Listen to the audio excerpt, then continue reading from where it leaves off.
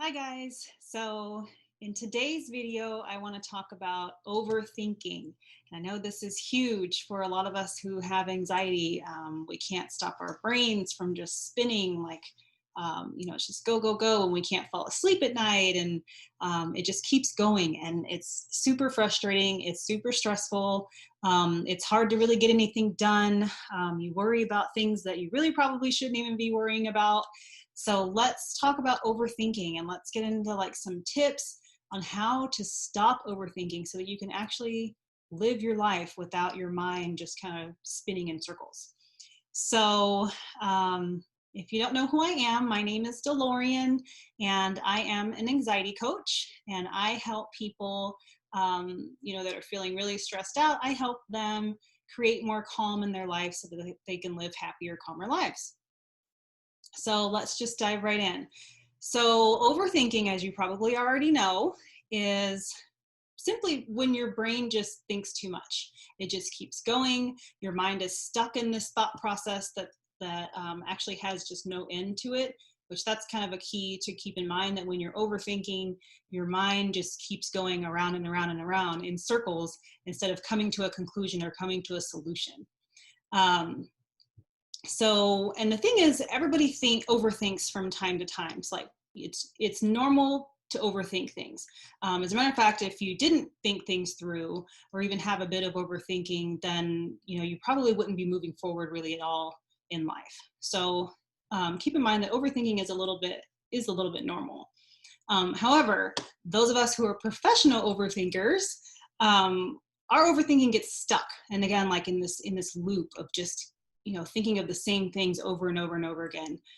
We get stuck in like ruminating thoughts and going over events that have already happened. The shoulda, coulda, wouldas start coming in, and I wonder, or what if. That's when it can become a problem. For example, let me give you an example of overthinking. You probably already know, but I just want to give an example for some of us who may not catch that we're actually overthinking things. So let's say, like, I don't know, a month ago, you told your friend that you were going to watch her kids while her and her husband go on a date night. So you let her know that. Her husband, a month passes by, they make their plans, you make their plans, and last minute something comes up and you're not able to watch her kids. So you give her a call, she doesn't answer, and so you have to maybe send her a text or something or leave a message and just say, sorry, I can't make it. I'm really sorry. It's like the week of, and you're telling her, I can't watch your kids. Sorry. And you feel terrible. So an average worrier who's not like an overthinker, they would probably feel a bit bad about having to cancel the week of, but then they make plans to apologize as soon as you hear from your friend. You'll reschedule for next week or whenever it is that you can both work out your schedule, and you go on about your day. Now, if you're an overthinker, here's the difference. Basically, you feel terrible that you have to cancel on your friend. You start thinking like, what will she think of you? She'll probably never ask you, for anything again, because clearly you're not dependable. You wonder if she's not answering because she's pissed and will likely, never talk to you again.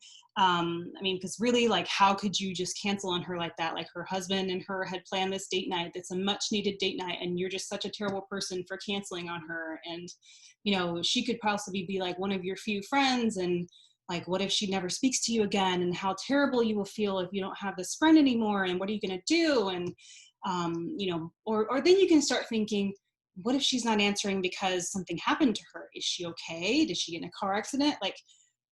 And then, you're laying down at night, you're trying to go to sleep, and you're still just overthinking, like, wide awake, unable to sleep. All of these scenarios that are happening in your head are just like, you're actually believing them. And, you're positive that you're going to wake up tomorrow with one less friend.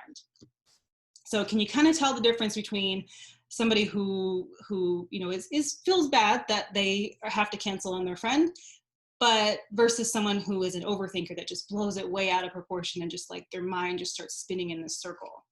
So, an overthinker could also get kind of stuck in future focused events, like creating catastrophic predictions. There's the saying, making mountains out of molehills. And so if this overthinking sounds like you, then I don't have to tell you that this can totally make your life just miserable, especially if you overthink everything. So let's get into this. Okay, so how do you stop overthinking and basically start living? Because overthinking really just keeps you stuck. So my first tip is awareness. Now this is huge because a lot of people, again, like I said, don't even realize that when their anxiety has taken over their thoughts. So awareness is a really big thing, that if you can get control of, knowing when your thoughts are anxious thoughts and when they're overthinking and when they're spiraling, then you can stop them before they get, too much momentum. So basically just notice when you're starting to overthink, like kind of in the scenario that I gave before about, your friend and her husband wanting to go on a date night. Did you see how the thoughts started spiraling, all the questions that you're asking yourself and all the scenarios that you're bringing up? So really catch yourself when you start really kind of going deep into that rabbit hole. And you can say things to yourself like, when you notice yourself overthinking, label the exact emotion that you're having. So you could say something like, oh man, I'm feeling really anxious right now, or I'm feeling really pissed about XYZ right now. And then you can think, okay, where am I? Am I in my head, or is this reality talking? Because if it's all in your head and you're kind of just making up all of these scenarios, that's probably overthinking. So number 2, my second tip is to replace the thought. So as you've probably already tried a million times, all of us try this for years, trying to will yourself to stop overthinking doesn't work. It's just going to make you keep overthinking. So like, for example, if I tell you to stop thinking about a pink polka dot elephant, then what are you going to think about? A pink polka dotted elephant, right? You can't just tell yourself to stop, because that's what you're going to think about. So instead, make a conscious decision, like when you start to overthink, and just think, I don't want to think about these spiraling thoughts right now. So I'm going to think about something else, and just replace the thought with something entirely different. For example, if you're currently overthinking, every little thing that you said last night during your monthly book club meeting or something, and just wondering like what people thought of you, and did I say that did whatever I said, did that make me look stupid? Or I wonder what that girl was thinking when she said XYZ. Was she thinking this about me? Or did I dress cute enough? Or like, oh, I wish I hadn't said that, or gosh, why am I so awkward? And just all the things. Trust me, I remember feeling all of that too, like totally overthinking all of it. Just stop, take a breath. This is where the awareness comes in, and replace the spiraling thought with, what should I go make for dinner tonight? And then walk over to your cookbook or whatever you do to prepare your dinner, and start flipping through your favorite dishes that you love. That's totally replacing that thought. So that stops that thought process, so you don't just sit there and just wallow and like spin and spin and spin into like a pointless thought process. So number 3 is taking a second to think about if what you are thinking about is possible or probable, because there is a difference. So overthinking is when you're all in your head, and bringing that overthinking back to reality can really stop that spiraling process. So what you want to do is ask yourself, like, what is the probability that what I'm scared of will actually happen? If the probability is low, then what are the more likely outcomes? Like going back to that example with your friend and wanting to have a date night with her husband, like, what is the probability that she's not responding to your text because she's in a car accident? Or the probability that she's going to hate you because you canceled on her? Like, really think about the reality of what you're thinking about. What's the probability? If it's yes, your anxiety will think of everything possible. There's tons of possible worst case scenarios, but is it probable? That's just something that you need to keep in mind. So number 4 is make a move.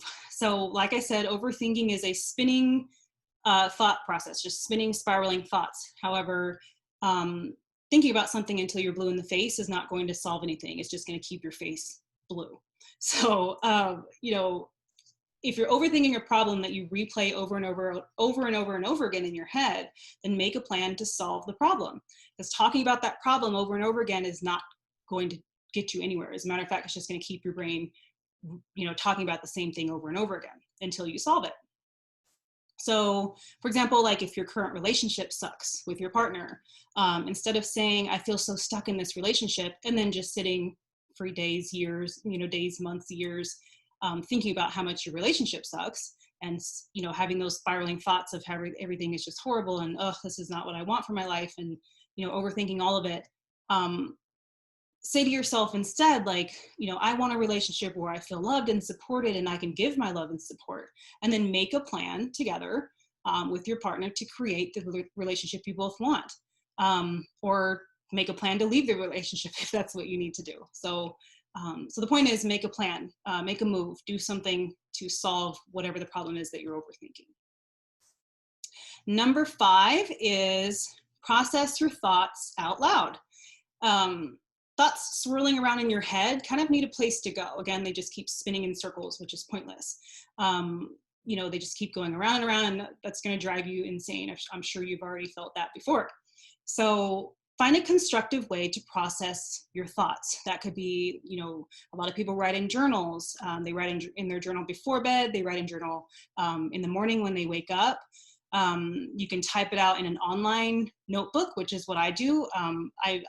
I use Evernote, and it's just a free online note-taking app. You can do it online, or you can do it on an app on your phone. I use it on my computer just because I'm at my computer most of the time, but like I said, you can download the app on your phone, and you can just sit there and, when you wake up in the morning and when you're eating your morning breakfast, just type out all your thoughts.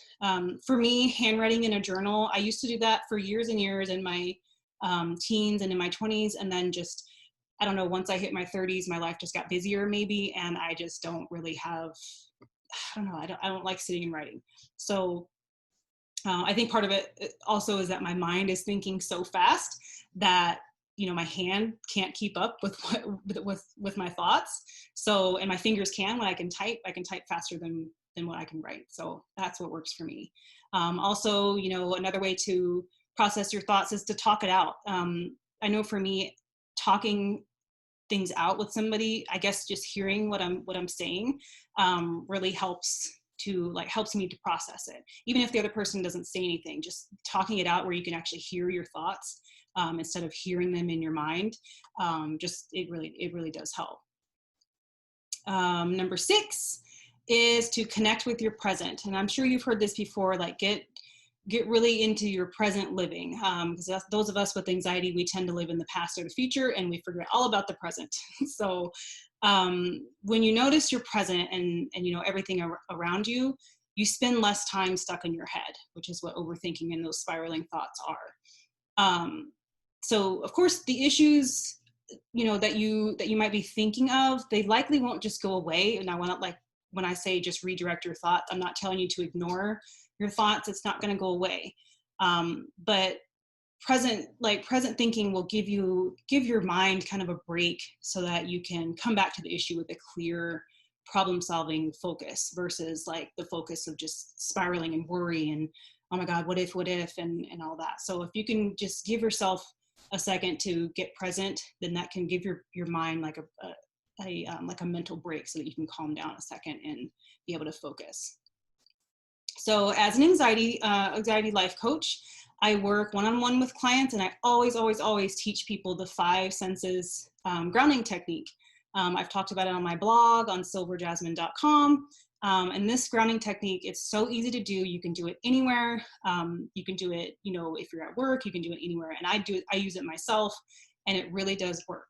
So let me tell you how it does work. So it's 5 senses grounding. So kind of, you use your 5 senses. So the first thing you need to do really is take some breaths to calm down your body. It's just take maybe 2 or 3 deep, slow breaths through your nose, in your nose and out your mouth, eyes closed if you can. And then the second thing that you'll do is you'll name out loud, and it is key to do it out loud. Name 5 things that you see. So, you just kind of look around and you point out 5 things that you see. It could be anything that you see. It could be, the sidewalk or a car, the rain, the gross overflowing trash can that's right outside the store you're standing at. I mean, anything, just name 5 things that you can see out loud. Then consciously name out loud 4 things that you can hear. So again, it could be anything. You can hear a bird in a tree chirping near you. You can hear the printer in your office. You can hear a motorcycle speeding by that's nearby as you're standing outside, or anything that you hear. Name 4 things that you hear out loud. Next, name 3 different things that you can, or touch 3 different things. Like, so anywhere, you can bend over and touch the ground, or you can walk over and touch a tree, or walk over and touch a park bench. Pick up your pencil and just feel something that you're touching. Next, name 2 things that you can smell. You can kind of take that deep breath and really consciously try to smell whatever it is, right? Even if it's the smell of your stinky office that you're in, or you're smelling your kid's crap diaper while you're changing it. Name that thing out loud that you're smelling. And lastly, name 1 thing that you one thing that you can taste. And if you're not currently eating anything, just name the last thing that you were eating, and really think about, oh, what did that taste like? What did that sandwich taste like that I ate for lunch, or whatever? So that's a quick way to kind of ground yourself. It's called the 5 senses grounding. You just kind of take a deep breath and just do all the little 5, 4, 3, 2, 1, and that can bring you kind of back to the present.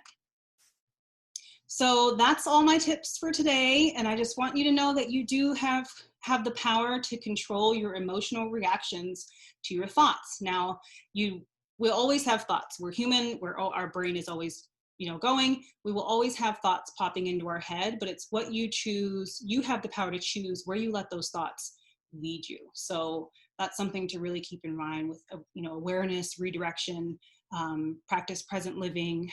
That can really help with stopping the overthinking thoughts from completely taking over your brain. So that's all I have for you guys today. Like I said, if you would like to check out my blog is silverjasmine.com. And again, I'm an anxiety coach and mindset mentor. So if you would like to have a free anxiety breakthrough session, I do offer that, and I'll put that in the links below. And lastly, I actually have a free 15-page overcoming anxiety kickstart guide and workbook that I'm giving away right now. So if you'd like that, download that. You can kind of work through it, and it'll help you kind of process your thoughts and see where your thoughts really are taking you. Because again, sometimes we don't even realize how much out of control our thoughts really are. So I will put that link as well in the notes as well, so you can download that anxiety workbook. And I think that's all I have for you guys today. I'll see you next week. Bye.